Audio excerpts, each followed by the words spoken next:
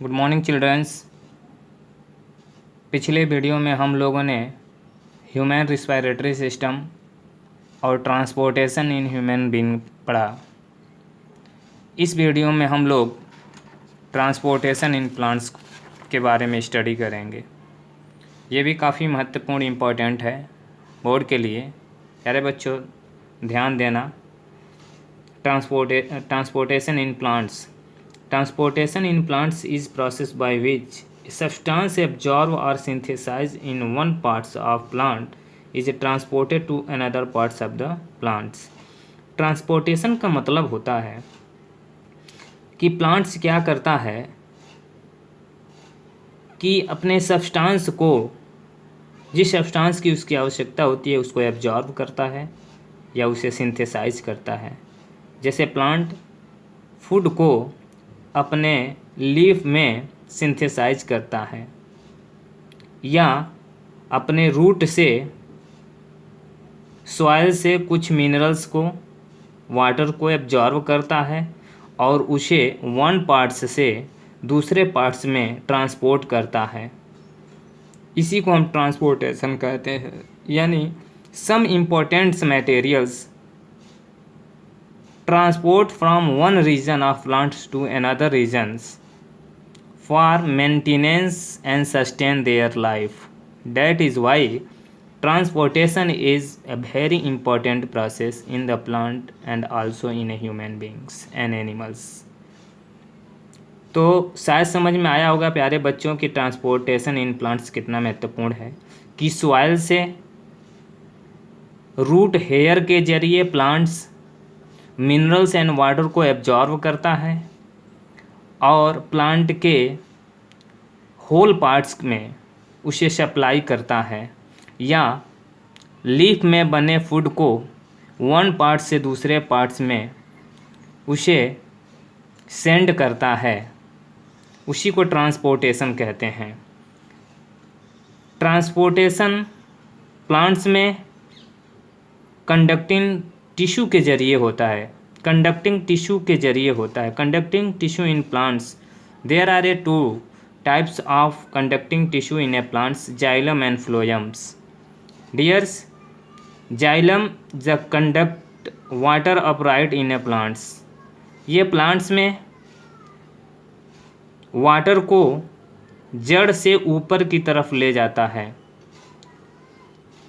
Xylem form continuous system of water conducting channels which reaches all the parts of the plants. Xylem जो होता है water को conduct कराता है,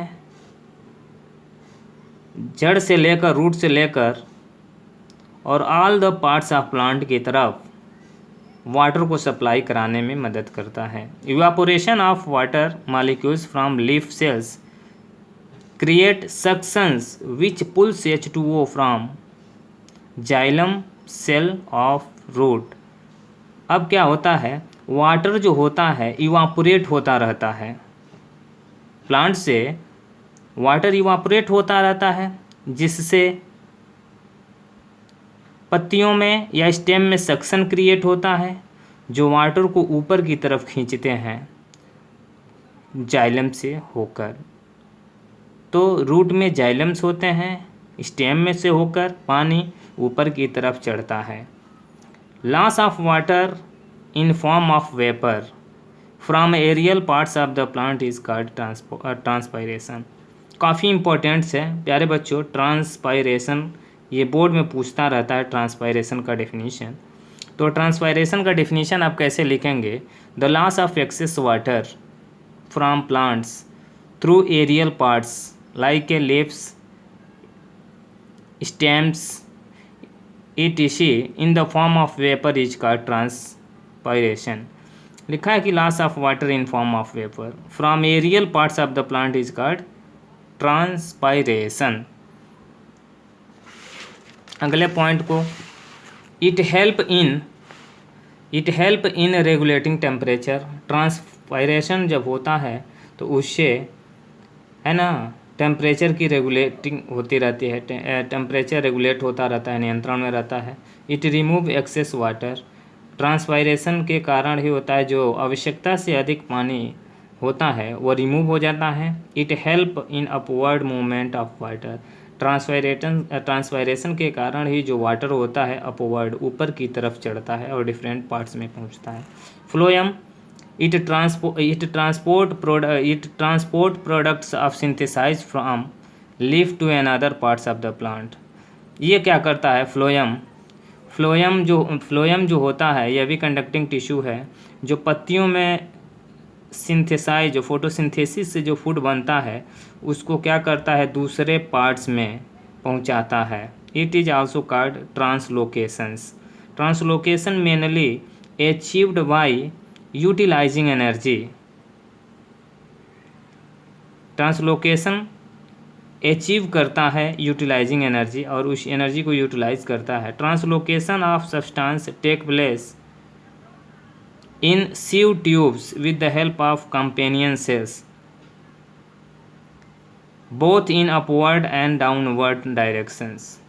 और क्या होता है कि जो ट्रांसलोकेशन होता है सब्सटेंस का वो sieve ट्यूब के साथ जो हेल्प करता है companion cell, both in upward and downward direction, upward की भी दिशा में और डाउनवर्ड्स नीचे की भी दिशा में।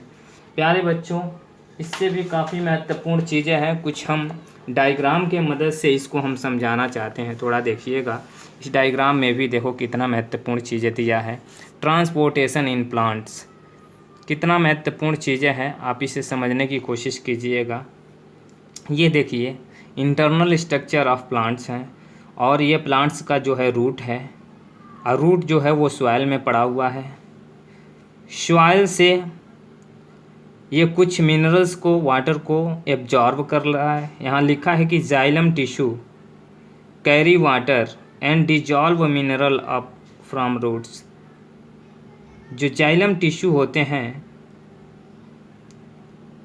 वह कैरी करता है, ऊपर की तरफ ले जाता है वाटर एंड डिजॉल्व मिनरल्स। जो वाटर होते हैं और कुछ घुलित खनिज होते हैं वो जड़ से ऊपर की तरफ ले जा रहे हैं। देखिए एक रूट जा रहा है ऊपर की तरफ, एक ऊपर की तरफ जा रहा है। फिर देखिए ये स्टेम है, ये जो पार्ट्स है स्टेम है, ये है पार्ट्स है, ये लीफ है, लीफ का पार्ट्स है।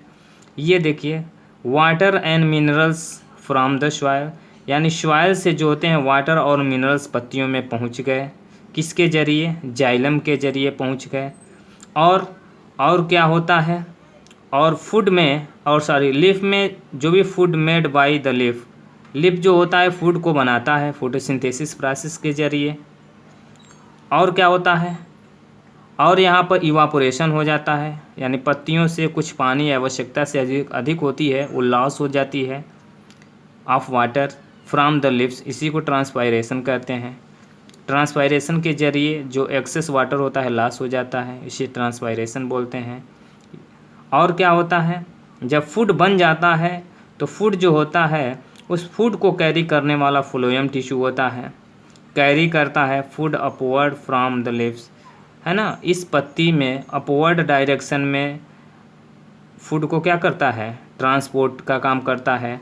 And phloem tissue carry food down from the leaf, और पत्तियों से नीचे की तरफ भी जो फ्लोएम होता है, फ्लोएम टिश्यू होते हैं वो फूड को कैरी करते हैं। तो ये जो डायग्राम है to show the transport system in the plants, काफ़ी इम्पोर्टेंट्स इसमें लिखा भी है प्यारे बच्चों। लिखा है कि plants have two transport systems, xylem which carry water and minerals, phloem which carries food materials which are plants make, phloem also carries the hormones made by the plants in their roots and shoot tips. Transports of minerals in the plant can be divided into two parts. एक होता है transports of water and minerals in the plants, पहला root हो गया। दूसरा transport of food and other substance like hormones in the plants, ये phloem के द्वारा होता है, और ऊपर वाला पहला है वो जाइलम के द्वारा होता है। यहाँ पर देखिए ये स्ट्रक्चर ऑफ जाइलम है, ये स्ट्रक्चर ऑफ जाइलम है, जाइलम के स्ट्रक्चर वेसल को याद करना है। स्ट्रक्चर इसको देखिए, जाइलम वेसल लिखा गया है। और यहाँ पर इस पार्ट्स को remain of the end wall कहेंगे। एक वॉल होता है, उसका रिमेनिंग इंड वॉल होता है। स्पेस कंटेनिंग नो साइटोप्लाज्म, इसके अंदर कुछ इसके अंदर जाइलम के अंदर कुछ खाली स्थान होते हैं, स्पेस कंटेनिंग नो साइटोप्लाज्म होते हैं, इस कारण पानी ऊपर की तरफ चढ़ता है। Thick cell wall, cell wall जो होता है तो कुछ मोटा होता है, कंटेनिंग लिग्निन, जिसमें लिग्निन पाया जाता है। Thick of cell wall containing lignin, इस कारण ये थोड़ा थिक होता है। पिट, यहाँ देखिए अंदर की तरफ गैप है। Thin area of the cell wall, cell wall का ये थीन एरिया है और ये थिक एरिया है। थिक एरिया में लिग्निन होता है और थीन एरिया में लिग्निन न होता है, यहाँ पिट होता है, इसे पिट कहते हैं। और ऊपर जो है यहाँ gap, where end wall of cell has been broken, है ना, gap where end wall of cell has been broken. और ये देखिए ट्रैकेट्स का स्ट्रक्चर है। ट्रैकेट्स में ये पिट्स होते हैं और ये ट्रैकेट्स इस स्ट्रक्चर को बोलते हैं। आगे थोड़ा सा देख लीजिए, है ना, कि ट्रैकेट्स क्या होते हैं। ट्रैकेट्स के स्ट्रक्चर को भी देखना काफ़ी इम्पोर्टेंट्स होता है।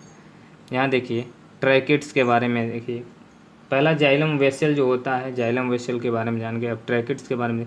Tracheids are long thin spindle shaped cells with pits in their thick cell walls. यहाँ पर दिखाई दे रहा है, ये स्ट्रक्चर को देखिए, इसमें ये ट्रैकेट्स हैं, ये ट्रैकेट्स हैं और ये जाइलम वेसल हैं, जो काफ़ी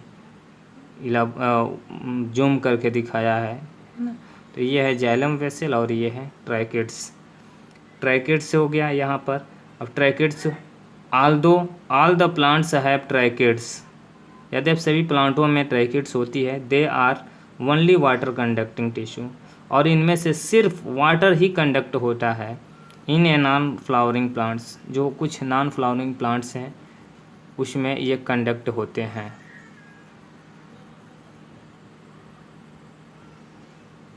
इसके बाद प्यारे बच्चों कुछ और भी उसकी मैकेनिज्म को समझा जाए। Mechanism of transport of water and minerals in plants. यहाँ देखिए थोड़ा सा मैकेनिज्म को देखना बहुत ज़रूरी होता है प्यारे बच्चों, समझना काफ़ी इम्पोर्टेंट है। यहाँ पर ये देखिए, ये है रूट हेयर, ये मिट्टी है, मिट्टी के पार्टिकल्स हैं, मात्र यहाँ मिट्टी के 4 ही पार्टिकल्स को दिखाया गया है, सॉइल पार्टिकल्स हैं। और यहाँ फिल्म ऑफ वाटर है, कुछ वाटर के इसके चारों तरफ परत है, क्योंकि मिट्टी में पानी की कुछ होती है परत, बूंदें होती हैं, ड्रॉपलेट्स होती हैं। और ये क्या है, रूट हेयर है, प्लांट्स का ये रूट हेयर है। ये है उसका एपिडर्मिस, जो जड़ के अंदर होती है, उसके इंटरनल स्ट्रक्चर। और ये होता है रूट कार्टेक्स है, इसके अंदर दिखाया गया है। और ये है उसका इंडोडर्मिस, ये है एपिडर्मिस है, ये है इंडोडर्मिस। और यहाँ से पानी एब्जॉर्ब कर रहा है, पानी देखिए ऊपर की तरफ चढ़ रहा है। और यहाँ देखिए xylem vessel in the stem, ये स्टेम में जाइलम वेसल होते हैं। ये रूट जाइलम है, ये जो आ रहा है ये रूट जाइलम है। यहाँ से स्टेम जाइलम हो गया। स्टेम जाइलम के जरिए ये वाटर एंड मिनरल्स ऊपर की तरफ जा रहा है। और ये है लीफ जाइलम, देखिए यहाँ तक आते आते पत्तियों में भी जाइलम होता है, जिसे लीफ जाइलम कहते हैं। ये लीफ है, लीफ का इंटरनल स्ट्रक्चर है, लीफ जाइलम है। लीफ जाइलम के जरिए जो वाटर और मिनरल्स होता है प्लांट के अंदर प्रवेश कर जाता है, एंट्री कर जाता है। यहाँ स्टोमेटा होता है, एक्स्ट्रा वाटर निकल जाता है ट्रांसपायरेशन के जरिए, देखिए दिखाया गया है एक्सेस। तो ये मैकेनिज्म है प्यारे बच्चों, ये diagram to show the water dissolve minerals and transport from soil up to the leaf in plants. एक प्लांट्स में जड़ से पत्तियों में कैसे पहुंचता है, इसको काफ़ी महत्वपूर्ण है। इसके बाद आप इसमें फ्लोएम के बारे में पढ़ेंगे। फ्लोएम को मैंने अभी रीड किया, और ये फ्लोएम का देखिए, फ्लोएम कंटेन्स सीव ट्यूब्स, है ना, like xylem vessels phloem is a made up of many cells.